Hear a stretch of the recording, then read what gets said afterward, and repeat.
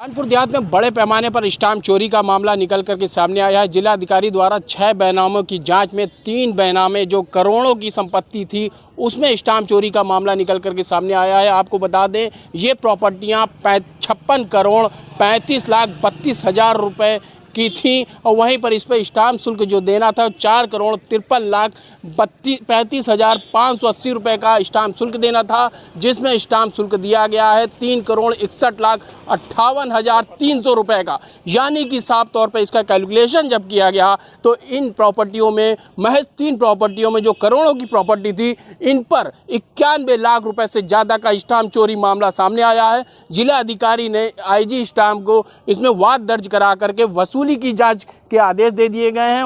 Actually stamp और registration विभाग के स्टैंडिंग इंस्ट्रक्शंस हैं कि जनपद में जो भी रजिस्ट्रीज़ हो रही हों उसमें जो सबसे अधिकतम मूल्य की 5 रजिस्ट्रीज़ होती हैं उनको जिलाधिकारी द्वारा स्वयं मौके पे परीक्षण करना होता है। उस क्रम में जो माह अगस्त में हमारे यहाँ जितनी भी रजिस्ट्रीज़ हुई हैं उनको मैं भौतिक सत्यापन करने के लिए गई थी। उसमें से कुछ केसेस में स्टैम्प की कमी निकली है और कुछ केसेस में नहीं भी निकली है। तो जो भी होता है वो एक पूरी न्यायिक प्रक्रिया होती है। तो हम लोग नोटिस भेजते हैं, वो अपना आके पक्ष समझाते हैं। तो इस तरह से ये विधि रहती है। इसमें नॉर्मली ये देखा जाता है कि जो आपकी भूमि है वो कृषि है या आबादी है, तो उसके हिसाब से आपने सर्कल रेट दिया है, सर्कल रेट सही से लगा के उस पर स्टैम्प दिया है कि नहीं। फिर राष्ट्रीय राजमार्ग से दूरी देखी जाती है, तो अगर with in a particular range होती है तो ज़्यादा आपको एडिशनल देना होता है। और अगर आसपास आबादी हो 200 मीटर के त्रिज्या में तो फिर 20% एक्स्ट्रा देना होता है। इस तरह से अलग अलग रूल्स होते हैं, तो उनके आधार पे चेकिंग करी जाती है।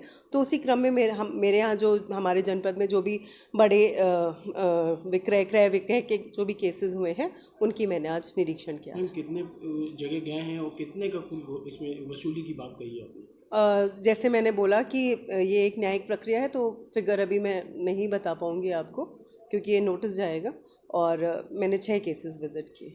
वहीं पर ऐसी कई तहसीलें हैं जिन पर उस तहसील स्तर पर जांच कराने के आदेश जिलाधिकारी द्वारा दिए गए हैं। तो माना जा रहा है कि कानपुर देहात के अकबरपुर तहसील में जब इतना बड़ा मामला सामने आया है तो वहीं पर 6 तहसीलों में अन्य जो प्रॉपर्टियां होंगी उनमें स्टाम्प चोरी का मामला और भी हो सकता है। सूरज सिंह, कानपुर तक।